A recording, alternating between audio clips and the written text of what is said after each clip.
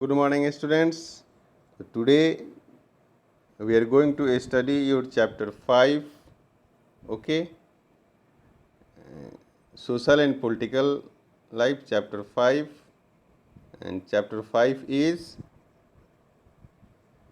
Women Change the World. Okay, so come with me, and I hope you study carefully also this chapter. So let me move now, okay? You can see here some profile, okay? You see here some profile and a category, male image, female image. You can see here table. यदि इस table को आप देखें तो इस her profile जो दिया हुआ है, कैटेगरी जो है, हर कैटेगरी को आप देखोगे तो इससे, इसके नेम से, इस कैटेगरी से आपके मन में कौन सा इमेज तैयार होता है, मेल इमेज कि फीमेल इमेज। तो देखोगे कि जैसे ही आप क्या बोलते हो टीचर, तो टीचर का नाम आते ही माइंड में मेल का इमेज आता है ना। क्यों? क्योंकि ऐसा इमेज आता है कि टीचर जो होगा तो क्या, कौन होगा, कोई मेल होगा, है ना। तो ऐसा इमेज क्यों बनता है? इसलिए बनता है कि हमारे माइंड में पहले से है कि जो वोमेन्स हैं वो ये काम नहीं कर सकती, वो काम नहीं कर सकती, है ना, टीचिंग का काम नहीं कर सकती, वो तो घर में बैठती है, वो पढ़ नहीं सकती, पढ़ा नहीं सकती। तो जो ये कैटेगरी है, इसको देखने से आपके माइंड में इस प्रकार की इमेजेस बनते हैं। जैसे टीचर मैंने कहा तो टीचर के लिए मेल का इमेज बनता है। फार्मर कहोगे तो फिर फार्मर का भी इमेज किसका बनता है? आप कोई फ़ोटो में भी देखोगे फार्मर जहाँ होगा तो वहाँ इमेज में वहाँ मेल फार्मर को ही दिखाया जाता है, ठीक है। फैक्ट्री वर्कर, तो फैक्ट्री वर्कर में भी किसका इमेज बनता है? मेल का ही बनता है। नर्स, ठीक है, साइंटिस्ट, पायलट, ये सारे जो कैटेगरी है देखोगे तो इस कैटेगरी में जो इमेज माइंड में आता है वो किसका आता है? मेल का आता है बच्चों, ठीक है। तो इसका रीज़न यह है कि हम बहुत हजारों साल से हमारा जो समाज है, जो सामाजिक जो व्यवस्था है, उसमें मेल जो है प्राइमरी रहा है ना। तो हम कह सकते हैं कि हजारों सालों से हमारी सोसाइटी मेल डोमिनेटिंग सोसाइटी रही है। इसलिए जो भी प्रोफाइल आप देखोगे, जो भी कैटेगरी आपके माइंड में आएगी, तो अधिकतर उसमें इमेज आपको मेल का ही आपके माइंड में बनता हुआ आएगा, ठीक है। इसमें फीमेल की कैटेगरी आपके दिमाग में बनता हुआ नहीं आएगा। तो उसके पीछे ये रीज़न है कि जो बहुत सारे डिस्क्रिमिनेशन हमारे समाज में वुमेन के साथ होता आया, ठीक है। तो आगे चलते हैं नेक्स्ट टॉपिक पे।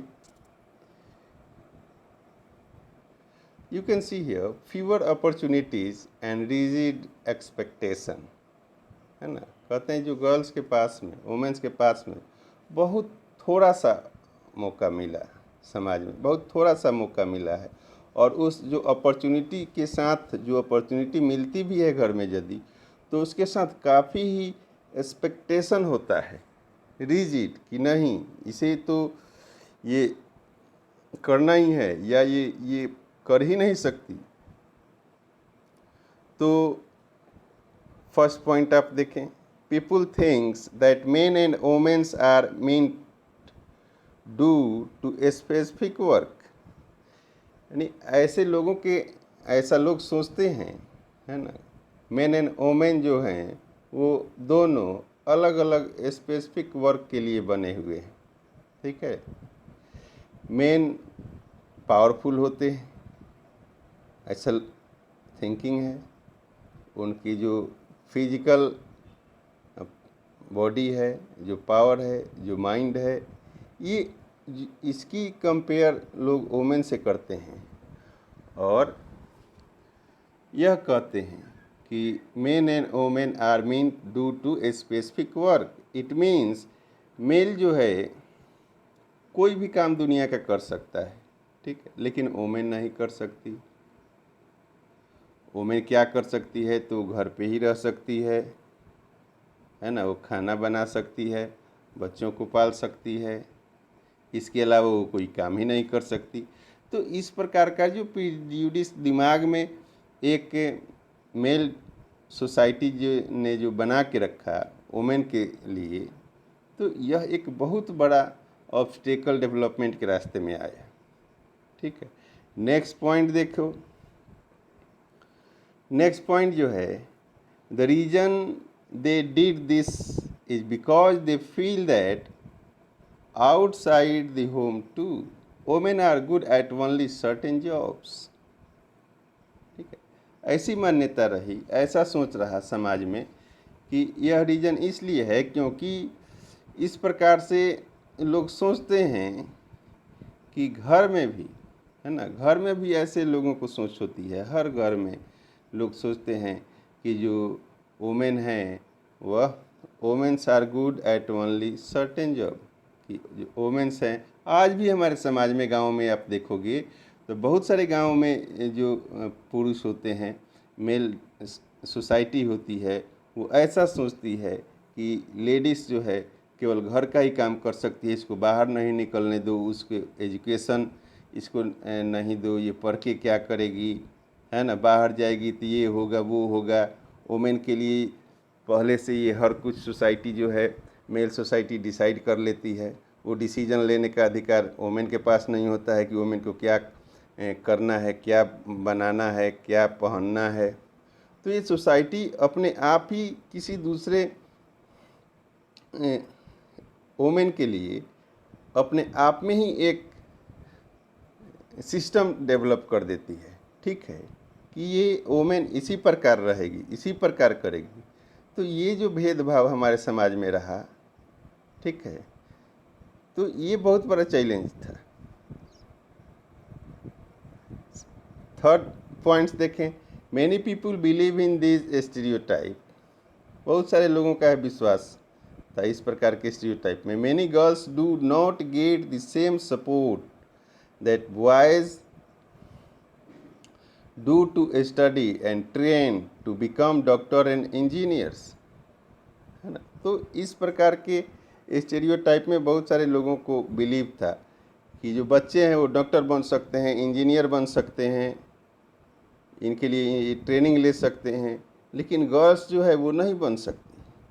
वह गर्ल्स डॉक्टर नहीं बन सकती, इंजीनियर नहीं बन सकती। वो कैसे बनेगी, है ना, बाहर जाना पड़ेगा, तो उसको हॉस्टल में रहना पड़ेगा, डिफरेंट टाइप की समस्या आएगी उसके सामने। तो खुद फैमिली में भी लोग डिस्क्रिमिनेशन गर्ल्स के साथ करते आए, ठीक है। आगे बढ़ते हैं।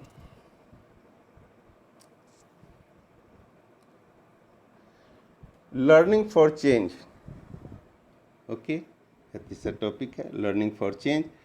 Today it is difficult for us to imagine that school and learning could be seen as not appropriate for some children, आज हम लोग ऐसा सोचते हैं, है ना। It is difficult for us to imagine that school and learning could be seen as not appropriate for some children. कुछ बच्चों के लिए जो यह सिस्टम है ठीक नहीं है। In the past the skill of reading and writing was known to only a few. Past में यह लिखना पढ़ना, है ना, ये जो स्किल था कुछ ही लोगों के पास थी। तो इसमें वुमेन तो बिल्कुल भी नहीं थी, ठीक है। In the 19th century many new idea about education and learning emerge. तो 19th सेंचुरी में कुछ ऐसे आइडियाज़ आए, है ना, एजुकेशन के लिए, लर्निंग के लिए, जो कि एजुकेशन के क्षेत्र में बहुत बड़ा बदलाव और क्रांति आई, जिससे है ना मेल और फीमेल, बॉयज़ एंड गर्ल्स दोनों के एजुकेशन में बढ़ावा मिला।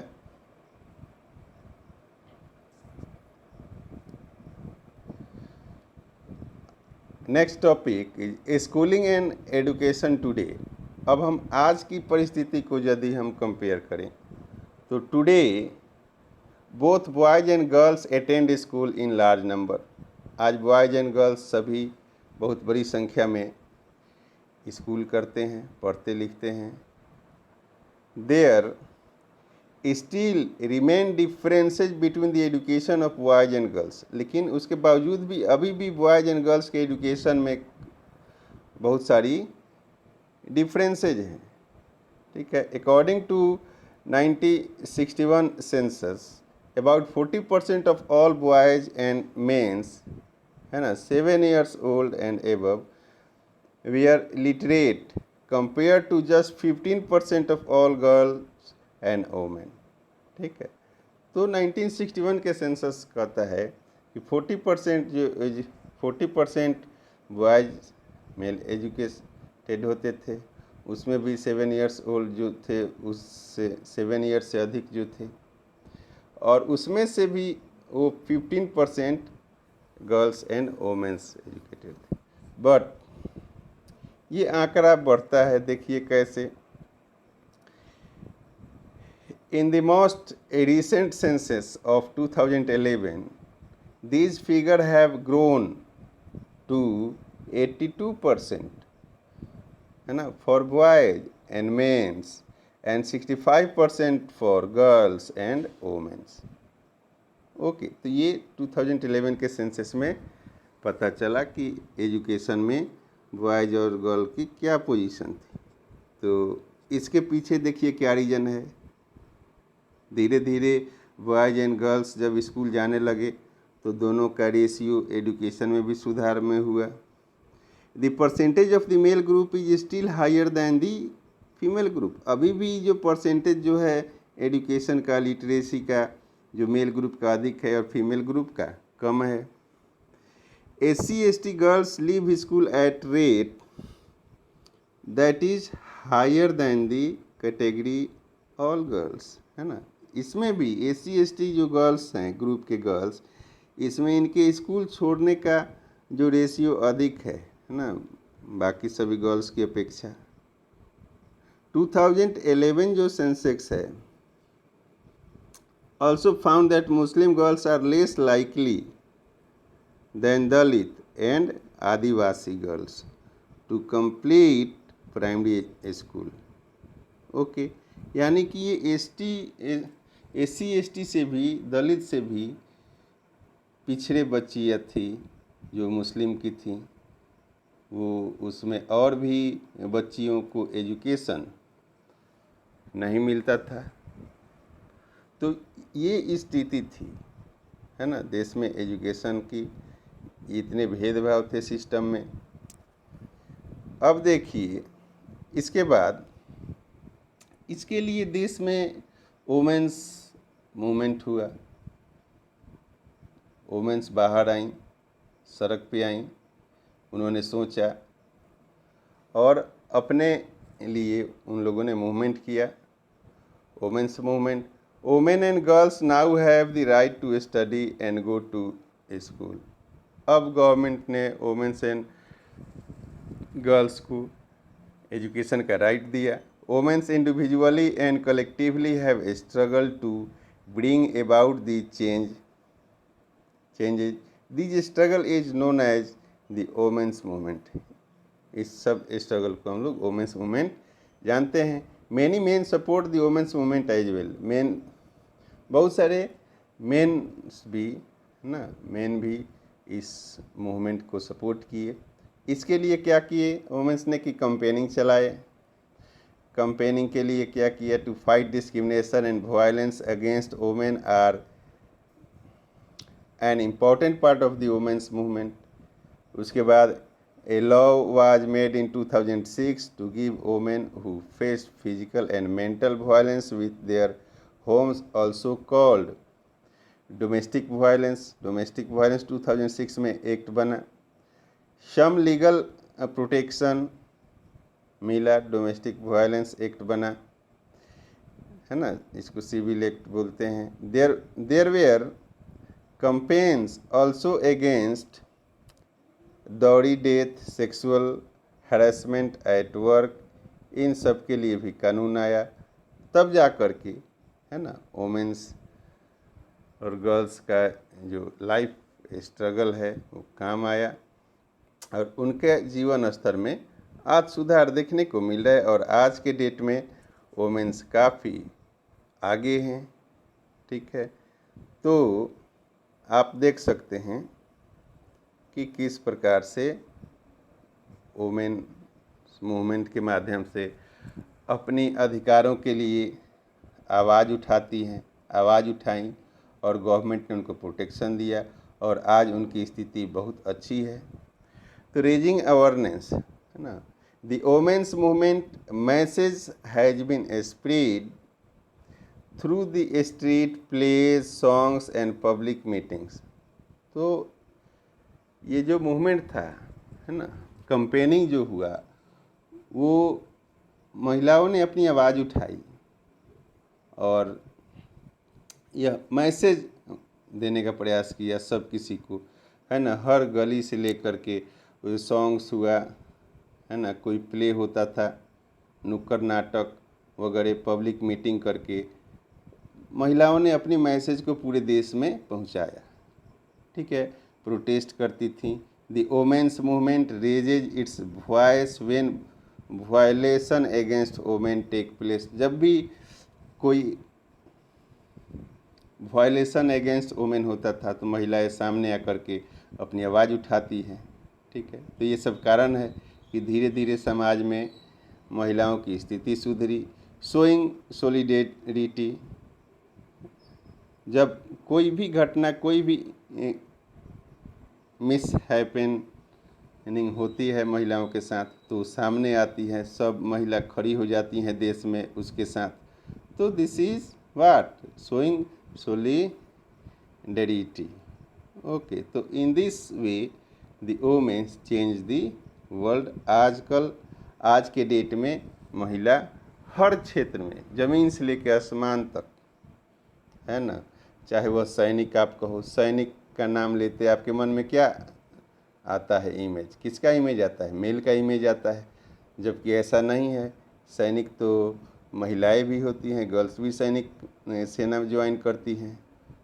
तो ये सारी चीज़ें जो है आपको देखने को जो मिलता है वो इन सभी चीज़ों में गर्ल्स आजकल आगे बढ़ चढ़ के पार्टिसिपेट कर रही हैं। तो बच्चों, ये रहा आपका चैप्टर 7। आई होप आपको ये सब टॉपिक पार्टिकुलरली समझ में आई होगी। ठीक है, फिर हम लोग इसके बाद नेक्स्ट वीडियो में बात करेंगे। ठीक है, तब तक के लिए बहुत बहुत धन्यवाद।